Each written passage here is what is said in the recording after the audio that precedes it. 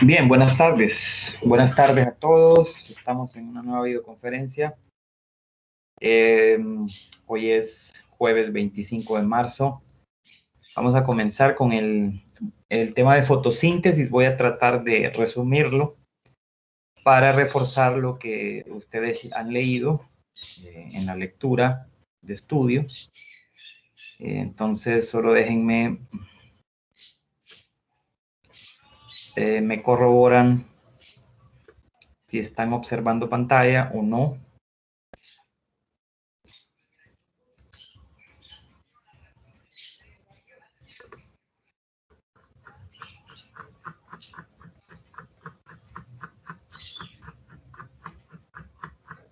Sí, a ver, corrobórenme si están viendo la pantalla. Sí, Luis.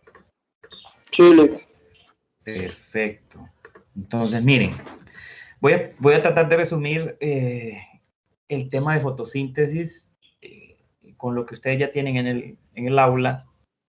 Tratar de resumirlo, a ver si en esta hora, pues puedo rescatar, digamos, la explicación general para poder entender el proceso completo. Y luego de eso, pues,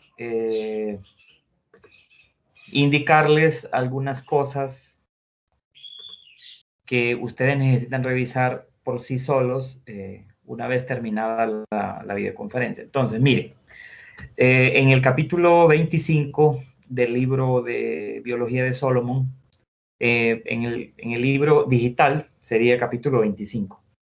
Si usted tiene el libro el libro de Biología de Solomon, pero impreso, creo que es el capítulo 23. Cambian un poco ahí los números. Si utiliza el libro de Audesirc, es el capítulo 7, vea, aquí dice, mire, captación de la energía solar, la fotosíntesis. Entonces, siempre utilizo ambos libros para ilustrar que el contenido básicamente es el mismo, con algunas diferencias en cuanto a diagramas y explicaciones, ¿no? Entonces, ahorita voy a iniciar con pero antes de explicarles qué es la fotosíntesis, recuerden en el capítulo 23 que habíamos estado revisando de la respiración celular aerobia, aquí en el libro de Solomon, recuerdan que nos hablaba de la ecuación general de la respiración celular, que es esta que está aquí. Quiero que se fijen en un detalle antes de continuar con la explicación de fotosíntesis. Fíjense en un detalle. Aquí en la ecuación, lo voy a hacer un poquito más grande.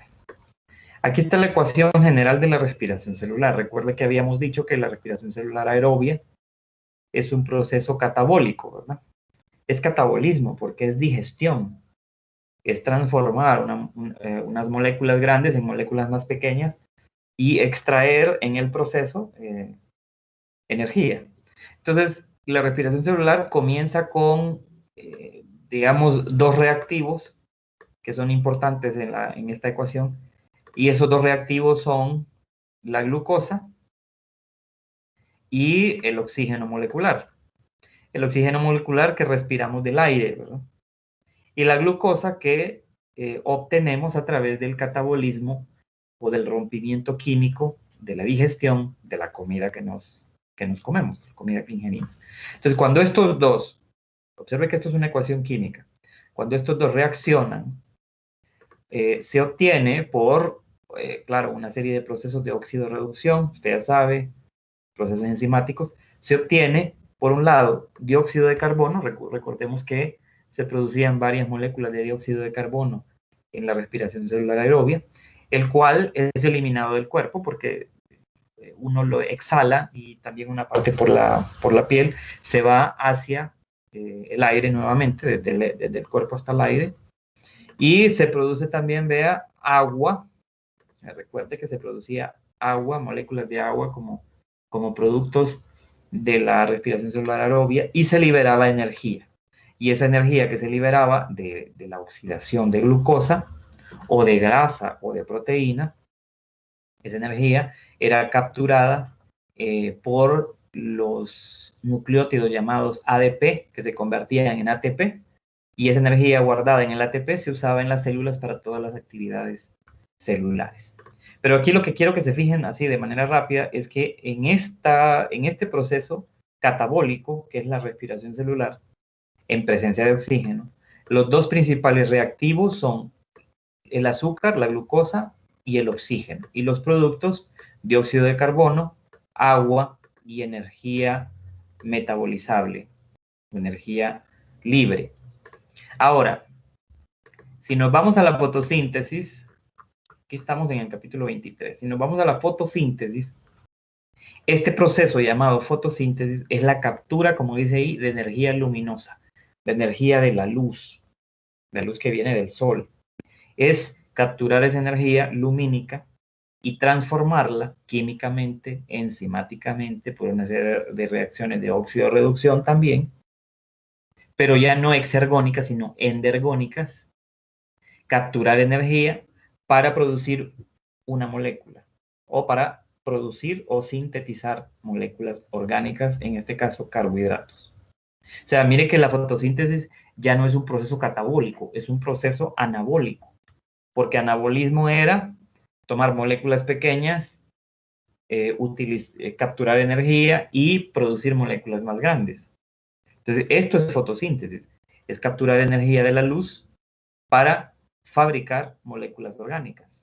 ¿Quiénes hacen esto? Los organismos fotoautótrofos, ¿verdad? Es decir, principalmente para nosotros los animales, las plantas, quienes son las que nos dan de comer, las que nos fabrican los carbohidratos que nos comemos los animales, pero también en ambientes marinos, recuerde, algas unicelulares, que son protozoarios, y algunas bacterias llamadas cianobacterias, en esos ambientes acuáticos de agua dulce, agua salada, también capturan energía de la luz y fabrican carbohidratos, producen o construyen esas moléculas orgánicas. La producción de carbohidratos en la Tierra se llama producción primaria. Es la producción de azúcar o de alimentos para los animales por parte de las plantas. Eso se llama producción primaria. Ahora, hay algo que quiero que recordemos de la luz o de la energía. Recuerde que el sol es la fuente principal de energía que nos provee a la Tierra todas las fuentes de energía conocidas por el hombre, en todas las longitudes de onda conocidas por el hombre. Una de esas longitudes de onda, si nosotros analizamos lo que se conoce como espectro electromagnético, esto que es una representación de esas longitudes de onda, de esos rayos que vienen del Sol, si analizamos espectrográficamente, con aparatos, ¿verdad? Esa energía que viene del Sol, vemos que poseen diferentes longitudes de onda y por lo tanto diferente función para la Tierra o para los seres vivos. Habíamos dicho que las longitudes de onda corta eran muy poderosas y por ejemplo los rayos gamma y los rayos X y una parte de los rayos UV pueden causar daños terribles a la salud y la muerte incluso a los seres vivos. Por eso los rayos X y los rayos gamma, la atmósfera los absorbe y los refleja otra vez al espacio, no llegan hasta la superficie del suelo o de la tierra o del aire. Una parte de luz UV sí llegan y todos los demás son longitudes de onda más largas, menos energéticas, no dañinas para la estructura del ADN de los seres vivos. Entonces, parte de ese espectro electromagnético es la luz visible. O sea que de todas las energías que vienen del Sol, una pequeñísima parte llamada luz visible, que se puede descomponer en colores, si usted agarra un prisma, que es un cristal, o si usted ve el arco iris muestra exactamente esta gama de colores que componen la luz visible, esa luz que hace posible que nosotros observemos todas las cosas y que además es la fuente de energía para la fotosíntesis, es la fuente de energía para que se den estas reacciones químicas en las plantas que producen al final alimento para nosotros los animales. Entonces, mire que algo interesante de la luz visible es que es un espectro que puede medirse en longitud, por eso hablamos de longitudes de onda, y la luz visible está, si la medimos, en unidades de longitud, estas unidades son los nanómetros. Si medimos la luz visible, el espectro de luz visible está entre los 380 nanómetros y los 760 nanómetros. En ese rango está la luz visible. Y vea que se puede descomponer en colores rojos, anaranjados, amarillos, verdes, azules y violetas. Lo mismo si vamos a otros libros. Este es otro libro de biología diferente al que hemos estado usando, pero voy a utilizar algunas ilustraciones. Si nos vamos a otros libros, igual aquí se nos muestra otra imagen de ese espectro electromagnético y que una pequeña parte de ese espectro es la luz visible que podemos descomponer en colores y que puede medirse en una longitud que está entre los 380 y los 760 nanómetros. Y el arco iris que vemos a veces es precisamente la descomposición en colores de la luz visible. Bien, entonces esa es la fuente de energía que impulsa las reacciones químicas de la fotosíntesis. Entonces, una vez establecido que la fotosíntesis es ese proceso en el que se captura la luz para producir alimento, hay que entender varias cosas más antes de poder explicar las fases en las que se divide la fotosíntesis. Me voy a ir al capítulo 7 del libro de Audesir, que explica ese tema de la fotosíntesis. Si ustedes comienzan a la lectura, hay que leer esto, hay que leerlo. Si ustedes comienzan, les empiezo a explicar exactamente lo que les acabo de mencionar, y luego llega a esto, que esto es bien importante. Esto es un diagrama, una representación esquemática de lo que veríamos si nosotros hacemos un corte histológico de los tejidos que hay en una hoja. Esto de los tejidos de una hoja están explicados aquí y también están explicados en el capítulo anterior del libro de Solomon, que dice estructura y función de las hojas. ¿Por qué se le da un capítulo entero a explicar las funciones de las hojas? Porque las hojas son los órganos fotosintéticos de las plantas. Entonces, si tomamos una hoja y le hacemos un corte histológico para ver los tejidos que forman esa hoja, veríamos más o menos esto. Vemos que primero en la parte de arriba de la hoja, la cara de la hoja que nosotros siempre vemos se llama haz. Entonces, en el haz de la hoja veríamos primero una epidermis superior porque está en el lado de arriba, en la parte del haz de la hoja. Vemos que esas células epidérmicas son células que, aparte de proteger el interior de la hoja, el interior, las estructuras que están adentro, las células epidérmicas, la epidermis, recuerde que era un tejido que también tenía una función de secreción, o sea que producía algunas sustancias hacia afuera. Esta capa que se mira aquí de color gris es una cutícula, es una capa de una sustancia cerosa, como aceitosa, que cubre la superficie de las hojas y que tiene la función de evitar el exceso de pérdida de agua en forma de vapor en las hojas, porque las hojas, como es donde se lleva a cabo la fotosíntesis, ya vamos a ver que el agua es fundamental para que se den ese tipo de reacciones de la fotosíntesis. Entonces, esta capa lo que trata es de ayudar a la hoja a no perder agua por evaporación. Bien, luego debajo del epidermis superior vemos un tejido de parénquima, al cual se le llama parénquima en empalizada, porque tiene forma de un montón de palos que están alineados o muy bien pegados unos con otros. Debajo del tejido del parénquima en empalizada está otro parénquima cuyas células son un poco más redonditas y están más separadas. Este se llama parénquima esponjoso. Y en conjunto, el parénquima en empalizada y el parénquima esponjoso forman el tejido que llamamos mesófilo. ¿Por qué es importante el mesófilo? Porque estas células que contiene el parénquima son las células que contienen los cloroplastos. Los cloroplastos son los organelos celulares de las plantas en donde están los pigmentos que capturan la luz. Entonces, el tejido fotosintético de las plantas en las hojas es el parénquima. En las hojas, el parénquima está dividido en dos capas. Una capa llamada parénquima en empalizada y otra capa llamada parénquima esponjoso. Ambos parénquimas forman la estructura llamada mesófilo. Bien, vemos que también en la estructura anatómica de una hoja vemos haces vasculares, ¿verdad? Este paquete de células dispuestas de esta manera como conductos, porque precisamente esos son.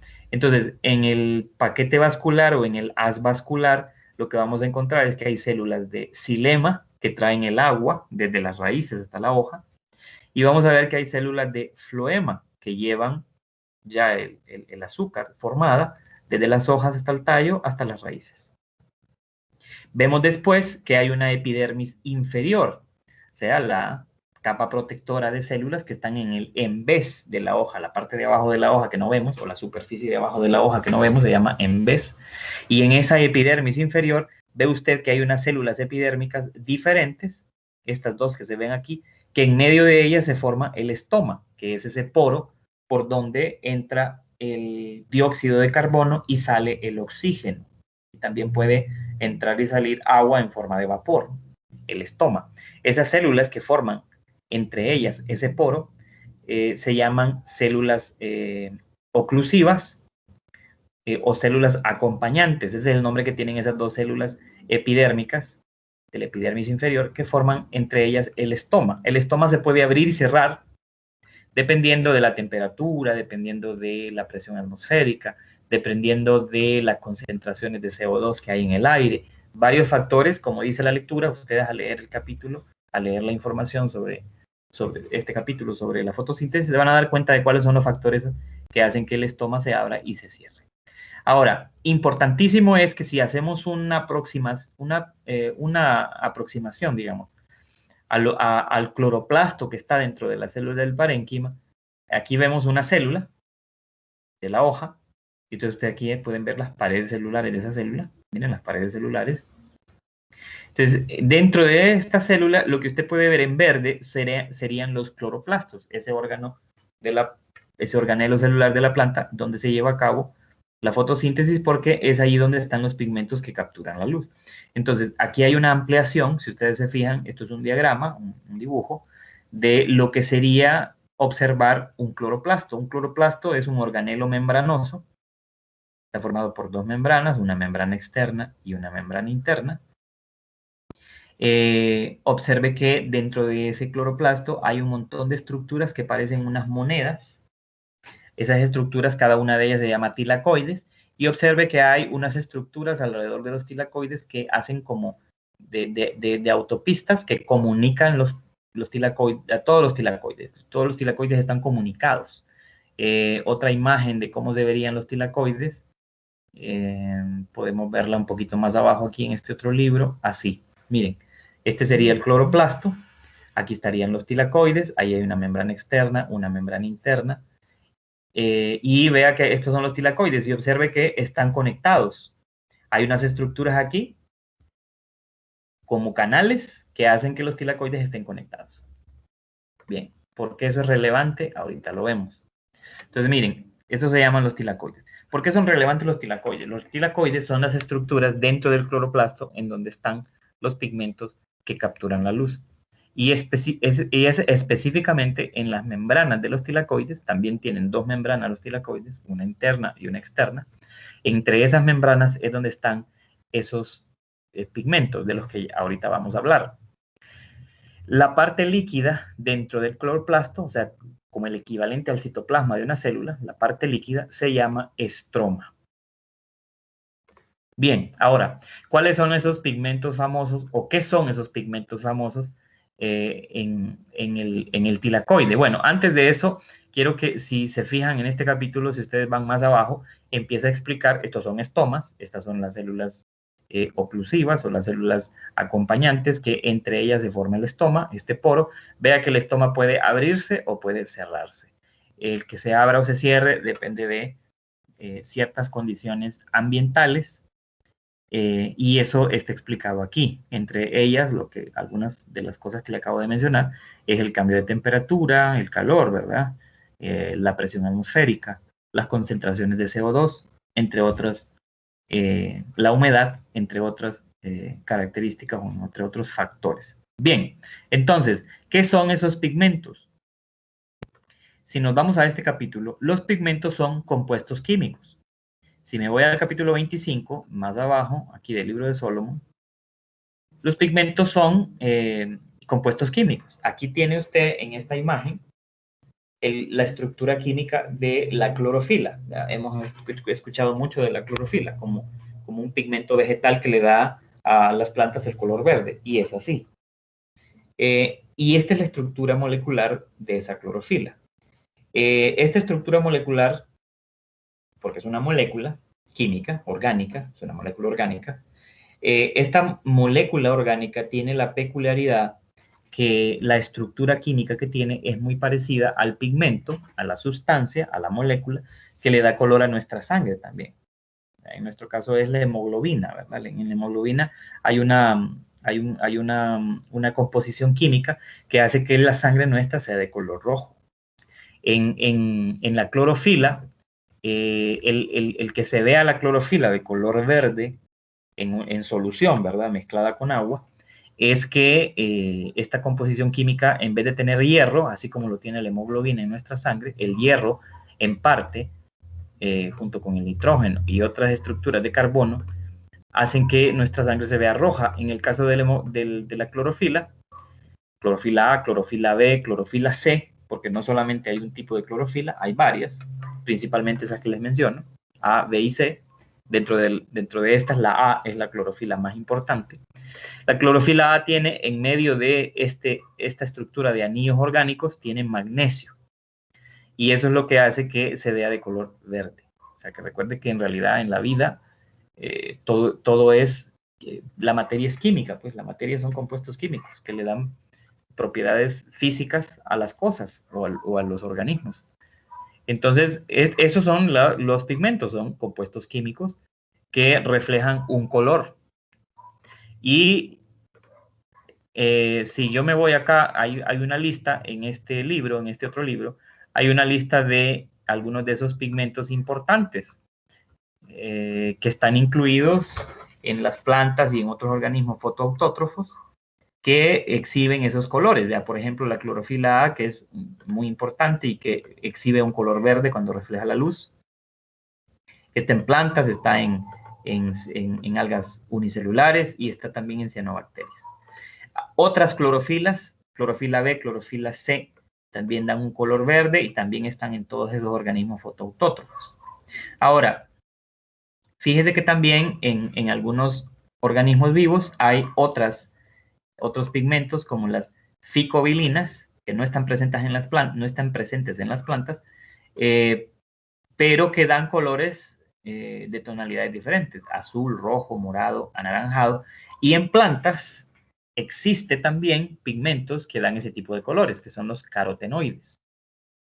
Entonces, en las plantas, los carotenoides, principalmente los carotenos y las xantófilas, son dos grupos de carotenoides importantes que dan colores como, por ejemplo, anaranjados o colores rojos. Por eso algunos frutos y verduras los vemos de esos colores también, ¿verdad? Colores rojos, anaranjados, o incluso en el caso de las xantófilas, colores amarillos, y entre amarillo y anaranjado, ¿verdad? También hay en las plantas otros pigmentos llamados antocianinas, que dan colores más hacia el morado que hacia el azul. Y el retinal, que también es un compuesto químico, una molécula de pigmento, que también exhibe un color morado y que no está presente en las plantas, pero sí en algunas arqueas. Entonces, esos son los pigmentos. Entonces, en plantas son importantes las clorofilas, principalmente la A, los carotenoides, como beta-caroteno, como alfa-caroteno, como licopeno, y las xantófilas, ¿verdad? Esos son pigmentos o compuestos químicos que por eso las plantas a veces en diferentes ocasiones del año, en diferentes estaciones del año, las plantas usted las ve, ya sea sus hojas o sus frutos, o etcétera, o parte de la misma planta, usted los ve de color anaranjados, o usted los ve de color verde, o de color amarillo, o de color casi rojo, porque en ese momento, en esa estación del año, en ese momento del tiempo, hay una mayor producción de ese tipo de pigmentos que reflejan esa luz. Ahora, lo interesante de estos pigmentos es que esos pigmentos capturan la luz. Vamos a ir aquí al libro de Audesirc ahora. Lo importante de esos pigmentos es que esos pigmentos capturan la luz.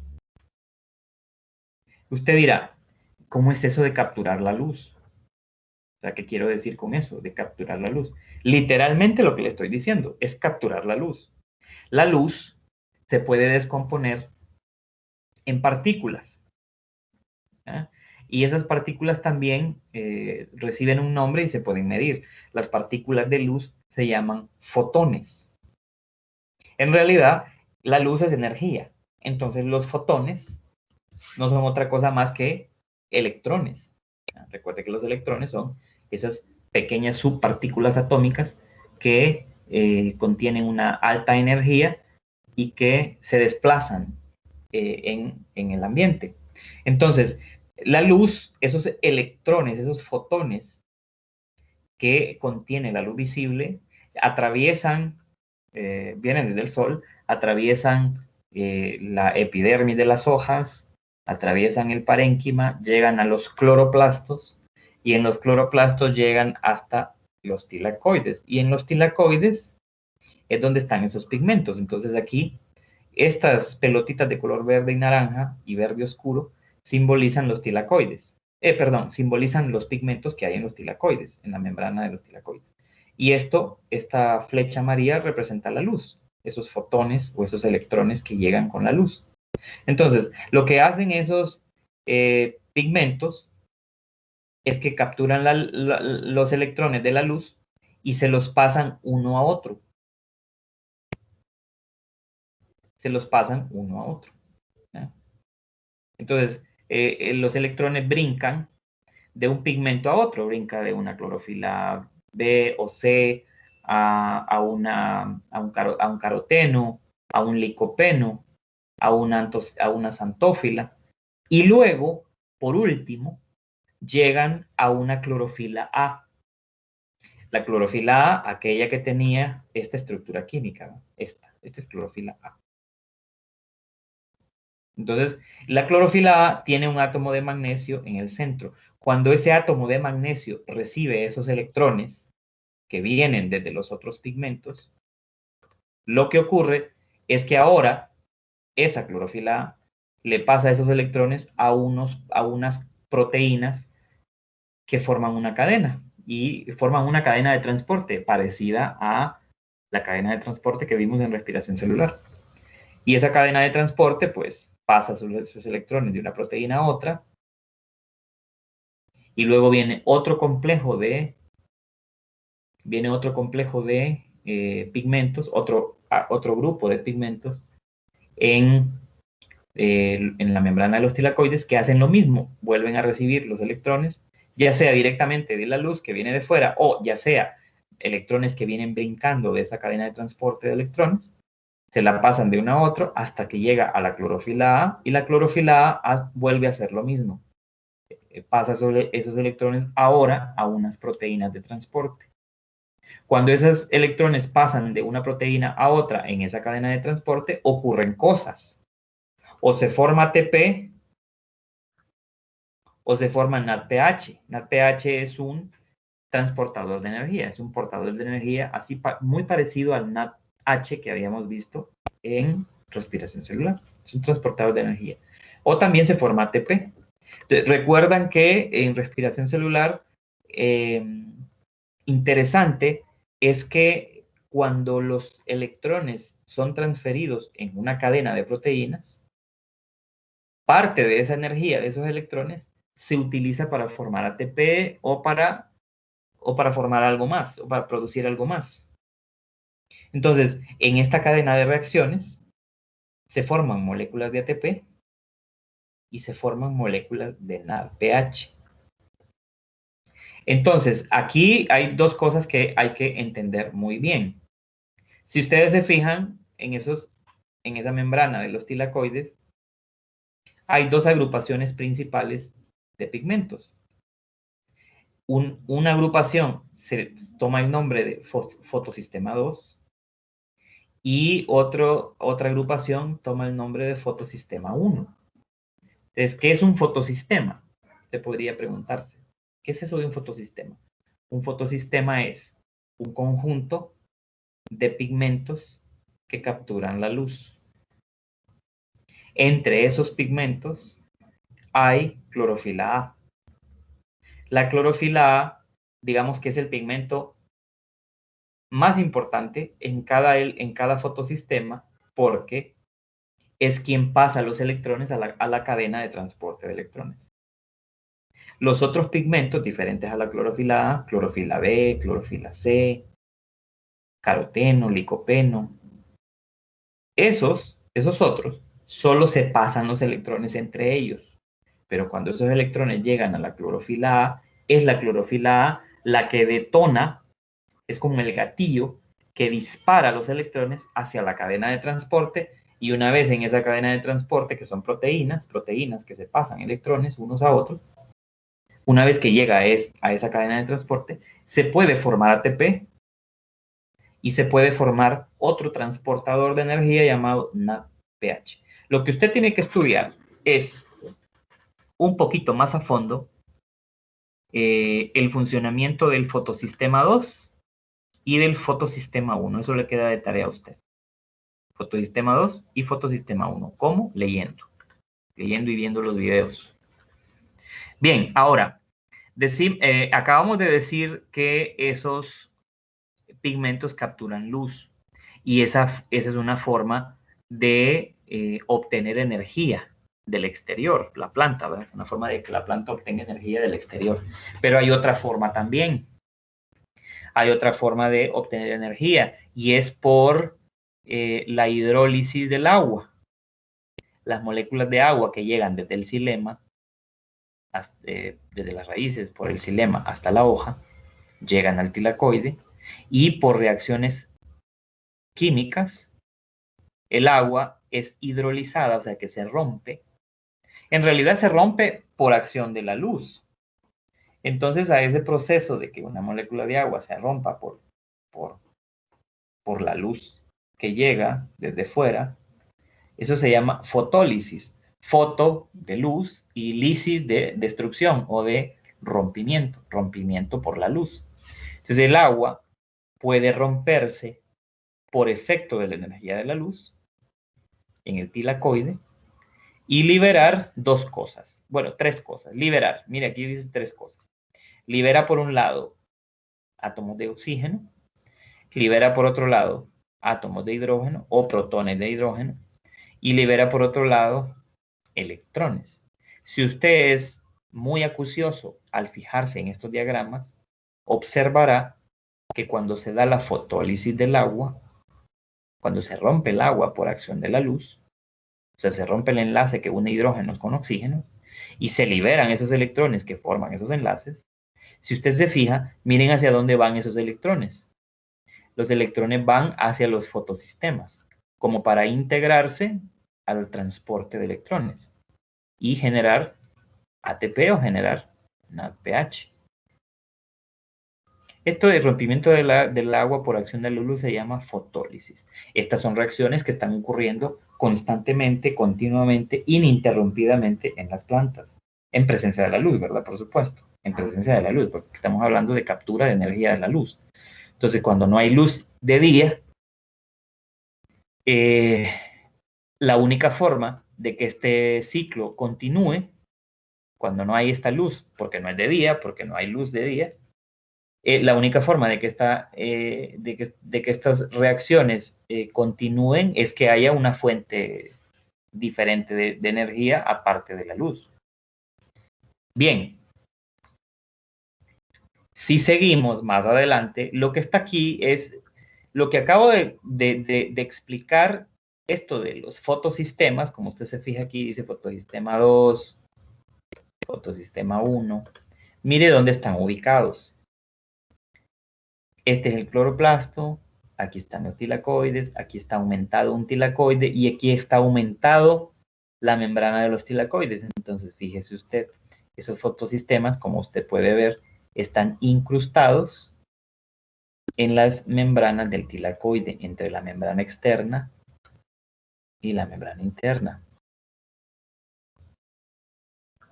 Esos son los fotosistemas, ahí están esos pigmentos.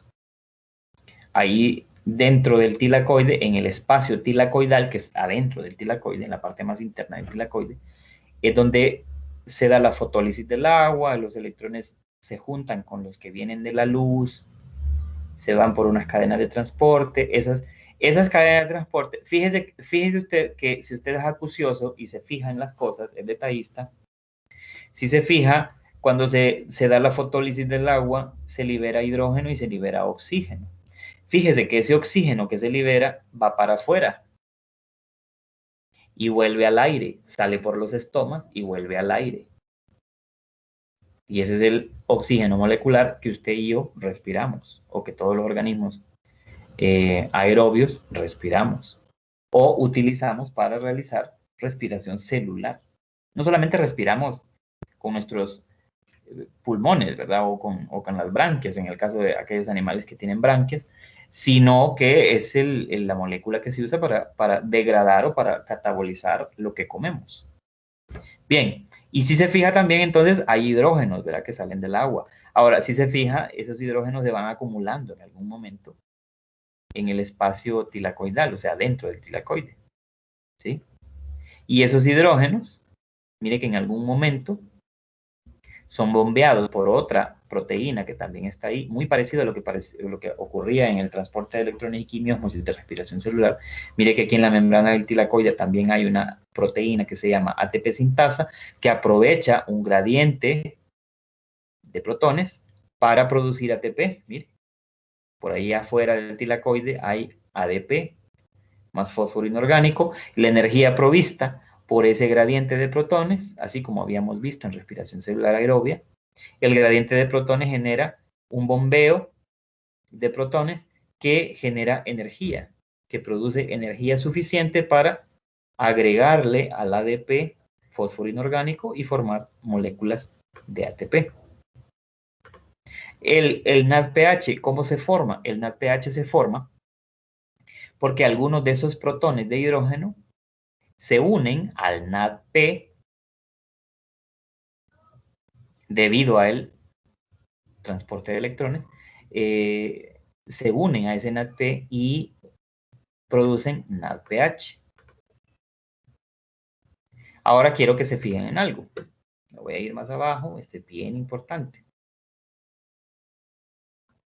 Este cuadro es básico y resume muchísimo de lo que estamos hablando. Bueno, antes de llegar a ese cuadro, estábamos aquí, antes de llegar a ese cuadro. Si ustedes se fijan, después de esta captura y transporte de electrones en el tilacoide, ya no en el tilacoide, sino que afuera del tilacoide, aquí en el estroma, recuerda que decíamos que el tilacoide está inmerso en un líquido, que es como el citoplasma de las células, nada más que en este caso ese líquido se llama estroma. Entonces vea que estos NADPH y estos ATP, fíjese usted en las flechas, ambos van hacia un ciclo de reacciones químicas diferentes, o sea que están fuera del tilacoide, se producen fuera del tilacoide, que se llaman ciclo de Calvin. Este ciclo de Calvin es un ciclo de reacciones químicas en donde el CO2 que entra a la hoja desde el aire por los estomas, recuerde que los estomas sirven para intercambio gaseoso entre la hoja de la planta y el ambiente. Por el estoma entra dióxido de carbono y sale oxígeno. Entonces, el dióxido de carbono que entra por el estoma llega hasta aquí, al cloroplasto, al estroma, e inicia unas reacciones químicas que al final se denominan ciclo de Calvin.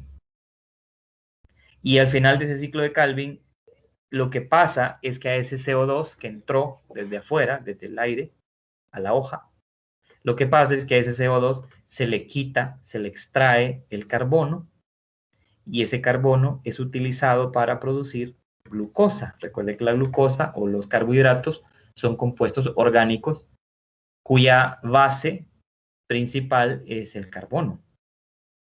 Entonces, el ciclo de Calvin es un ciclo en donde se forma al final glucosa o azúcar. Bien, ahora, vámonos aquí entonces. Dicho de otra manera, voy a resumir de otra manera. Fíjese usted en ese diagrama, un diagrama muy simple. Pues este diagrama tan simple es lo mismo que usted encuentra en los libros de Solomon o de...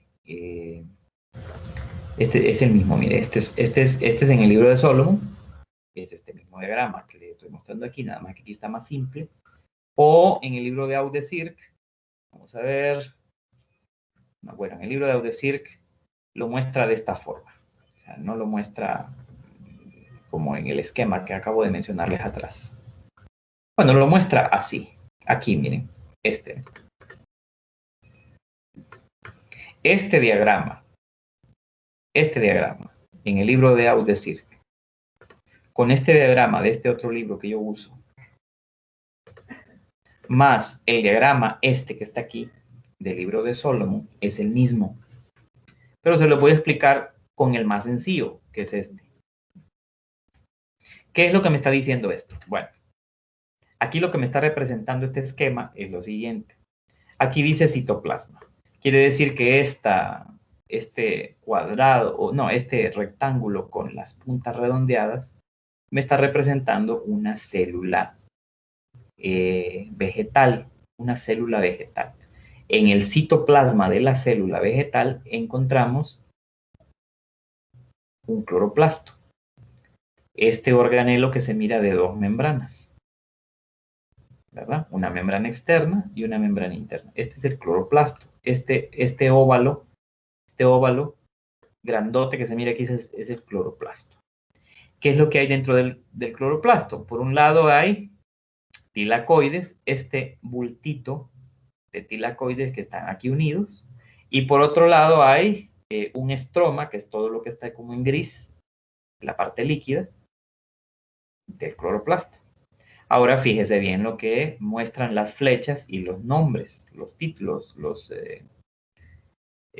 las leyendas que están aquí escritas. Fíjese bien, fíjese muy bien. Se observa que a los tilacoides, ¿quién les llega? Luz solar, o sea, luz visible. Llega hasta los tilacoides del cloroplasto. Si se fija en las flechas, se observa que al tilacoide también le llega desde fuera agua. Mire, entra, la flecha dice que entra el agua al tilacoide, que es lo que estábamos viendo en el diagrama anterior. Había agua dentro del tilacoide y se rompía por fotólisis. Ok, entonces, otra cosa que se observa es que del tilacoide sale oxígeno molecular. Sale del tilacoide, sale del cloroplasto, sale de la célula, llega hasta los estomas y de los estomas sale al aire.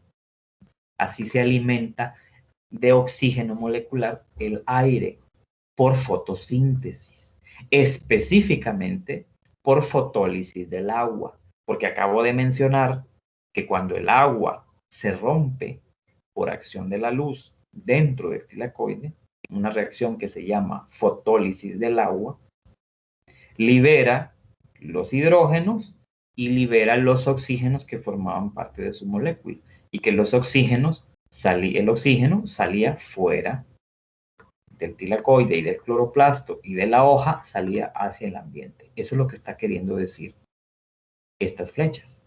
Y si es acucioso, observa que en los tilacoides dice que las reacciones que ocurren ahí se llaman reacciones dependientes de la luz. Entonces, esa es la primera fase, digamos, de la fotosíntesis. Las reacciones dependientes de la luz que ocurren en la membrana de los tilacoides, en donde la luz es capturada, en donde la luz produce el rompimiento del agua, la liberación de hidrógeno y de oxígeno, y genera, además, fíjense en las flechas. Ahora fíjense en esta otra flecha, esta de aquí.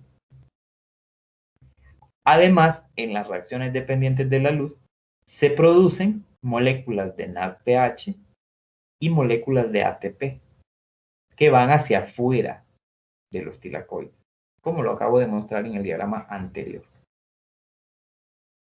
Entonces, ese NADPH y ese ATP, ¿qué son? Como ya dije antes, son moléculas que transportan energía. O sea, esos electrones capturados ahora forman parte de los enlaces químicos que unen estos hidrógenos o estos fosfatos en estas dos moléculas. Estos son transportadores de energía. Transportadores porque llevan energía a otra parte. Entonces ahora fíjese bien, ¿esto hacia dónde va? Fíjese que esto va, según la flecha, hacia las reacciones, otro tipo de reacciones, que ocurren ya no en el tilacoide, sino que ocurren en el estroma, en la parte líquida del cloroplasto. Unas reacciones que se llaman reacciones independientes de la luz. Otra forma de llamar a las reacciones independientes de la luz es ciclo de Calvin-Benson.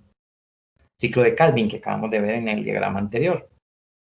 Entonces, las reacciones llamadas independientes de la luz o ciclo de Calvin o ciclo de Calvin-Benson son una serie de reacciones que reciben energía no solamente de la luz, sino también de moléculas de transporte como NADPH y ATP. Para poder funcionar, o sea, para que estas reacciones se puedan dar, se obtiene energía para que se den estas reacciones, tanto de la luz como de NADPH y de ATP.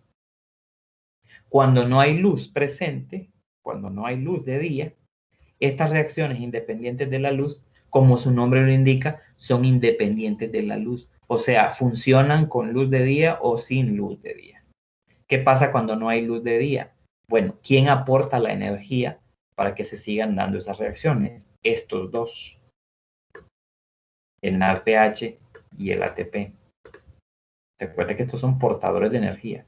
Son como baterías cargadas de energía que llegan o que llevan su energía, sus electrones, a estas reacciones. ¿Y en estas reacciones en qué consisten? Consisten en la fijación de carbono. Fijación de carbono es que este carbono, por acción enzimática, por una enzima que se llama rubisco o ribulosa bifosfato, carboxilasa oxidasa, que se abrevia rubisco. El rubisco es una enzima que al iniciar estas reacciones independientes de la luz, le quita al CO2 que llega del aire hasta el ciclo de Calvin. Por los estomas entra el CO2 hasta acá. Entonces, ese rubisco, esa enzima llamada rubisco, le roba al CO2, le roba los carbonos y los utiliza al final de ese ciclo para formar azúcar o carbohidratos. Cuando terminan estas reacciones, observe que se vuelven a formar o se obtienen las formas oxidadas de NADP y ADP. Ya descargada, ¿verdad? Ya descargaron los electrones que contenían, los descargaron aquí para que estas reacciones se dieran y luego regresan otra vez a reacciones dependientes de luz descargados, como baterías descargadas para volverse a cargar y volver a ser utilizadas en estas reacciones independientes de luz para formar azúcar y luego volverse a cargar y así.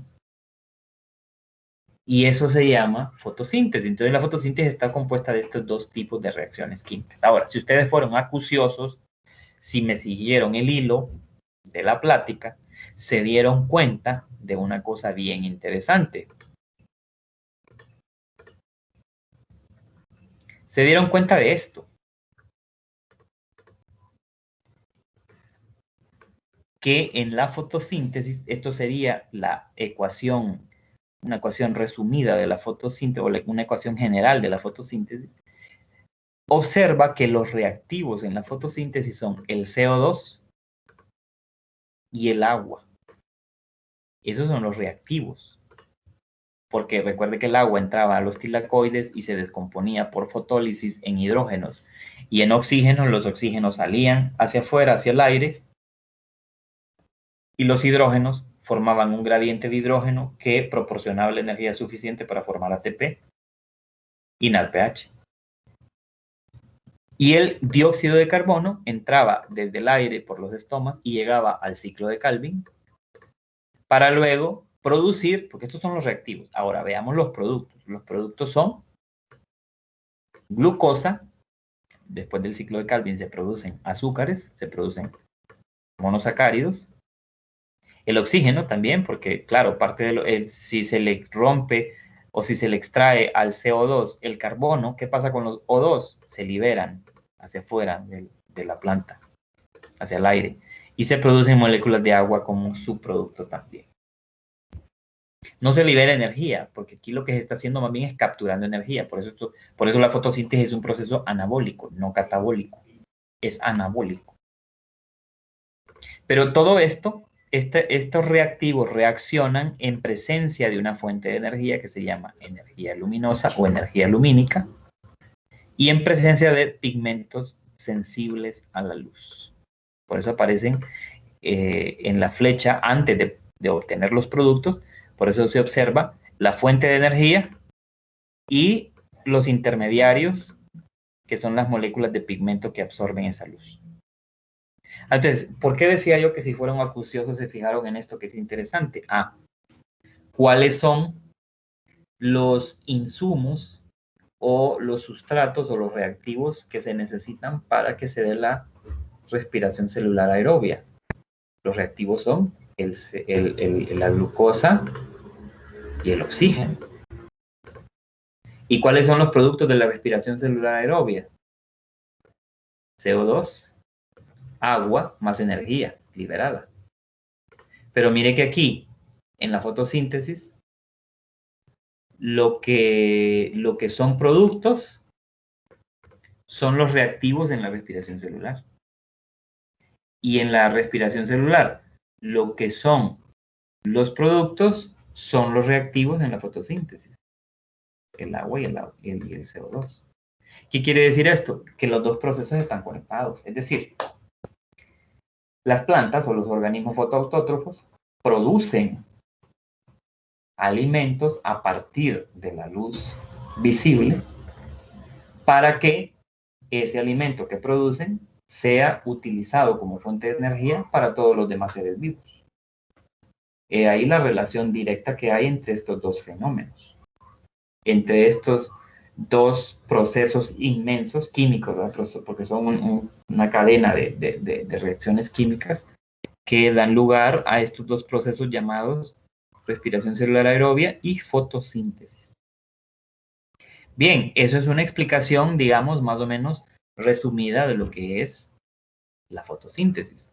Ustedes tendrán que leer algunos detalles más en los capítulos, ¿verdad? Por supuesto. O sea, lea el capítulo 7 del libro de Audesirc, si ese es el libro que tiene, capítulo 7, para entender mejor lo que es la fotosíntesis o para repasarlo, si ya estuvo viendo el demás contenido del parcial, ya se dio cuenta de esto. O si tiene el libro de Solomon, igual, el libro de Solomon, aquí está, fotosíntesis, ¿no? Capítulo 25 o 23, dependiendo de si es el libro impreso o es el libro digital el que usted tiene. Entonces, eso es. Les recuerdo que según el calendario, nosotros tenemos examen el día de mañana. Recuerde que el examen, de acuerdo a lo que habíamos comunicado hace ya días, ya no es de 4 a 6, es de 4 a 5, que mañana el examen es de 4 a 5 de la tarde. Otra cosa es que recuerde que para hoy yo les había dicho que iba a habilitar el cuestionario de fotosíntesis. Entonces, ahorita terminando la clase, yo habilito ese cuestionario para que les esté disponible desde las 5 de hoy hasta las 5 de mañana. El cuestionario de fotosíntesis, que es parte del acumulativo, ¿verdad? Para este parcial. Entonces, están avisados. Voy a habilitar ese cuestionario de fotosíntesis en unos minutos al terminar esta videoconferencia y al subirles esta videoconferencia. Y ustedes el día de mañana recuerden que, de acuerdo al calendario, para antes de Semana Santa, para el día 26, que es mañana, teníamos el examen y es de 4 a 5, como habíamos acordado en el comunicado que les dijimos que íbamos a hacer modificaciones en las formas de evaluación. Bien, entonces, por ahora, eso es todo. Terminamos acá. Si alguien tiene alguna pregunta, la hace. ¿Sí? Si es Ángel, no le entendí, Ángel. No entendí el mensaje, no sé por qué. Pero no entendí lo que me dijo. Si no si no entiendo lo que me dicen, me lo pueden escribir aquí al chat, la pregunta, ¿verdad? Aquí al chat de la reunión. Si no puedo escuchar bien qué es lo que me dice, me puede escribir la pregunta ahí al chat.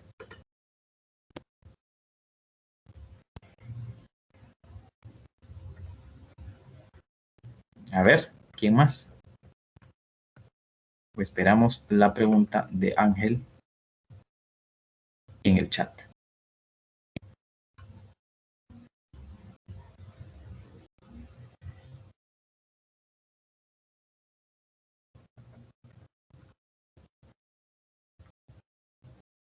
Bueno,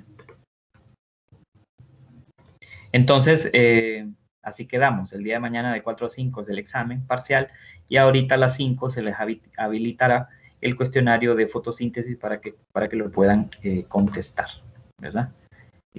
Bueno, cualquier otra cosa, yo aquí levanté la mano, cualquier otra cosa, dudas, me las hacen a través de las vías que hemos establecido. Y terminamos ahí, pues, son las 4, así que tengan buena tarde, terminamos ahí. Yo subo la videoconferencia más tarde y ustedes la pueden descargar mañana o verla más tarde si quieren, nuevamente. Bien, entonces, que tengan buena tarde, terminamos ahí.